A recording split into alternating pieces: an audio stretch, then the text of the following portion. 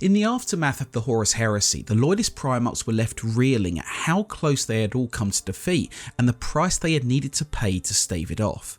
In truth, while Horus's rebellion had failed in shattering Terra, it had certainly shattered the bonds of brotherhood between all of the Primarchs, forcing many of them to go their own ways in a search for glory, a sense of meaning, or simply revenge. Of all of them, Corvus Corax's fate has always stood out to me, not just because of its tragedy, but what it suggests for the future of all Loyalist Primarchs. Allow me to explain. Following the breaking of his legion on Isstvan V, Corax was in a desperate situation. He lacked the warriors to meaningfully defend the Imperium or take the fight to Horus, and rebuilding the Raven Guard would have taken decades he simply did not have. Sensing his son's plight, the Emperor granted Corax access to the secret laboratories behind the Primarch project, allowing the Raven Guard to be rebuilt using the very gene tech that helped create Corax himself. The early results were incredible, producing recruits that excel far beyond the battle brothers that came before them. However, tragedy struck when the Alpha Legion poisoned the gifted gene seed with a demonic virus, plaguing the new recruits with warp-related mutations.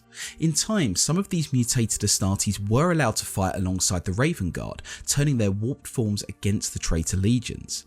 But with the coming of the Codex Astartes following Horus's defeat and the division of the legions into chapters, Corax ultimately chose to grant these warriors the Emperor's peace, delivering it himself in a final act of atonement for what he saw as his failures to the Emperor and his sons. Racked by guilt, the Primarch withdrew from his legion for an entire year. In that solitude, he resolved to become the Emperor's justice made manifest, venturing alone into the Eye of Terra in an effort to hunt down the traitor Primarchs and make them pay for what they had done to his father and legion, and he would begin with his brother Lorgar. Corax eventually found his prey on Sikaris, where the Primarch of the Word-Bearers emerged from his sanctum as a golden-skinned giant wreathed in rune-marked robes and the raw power of chaos.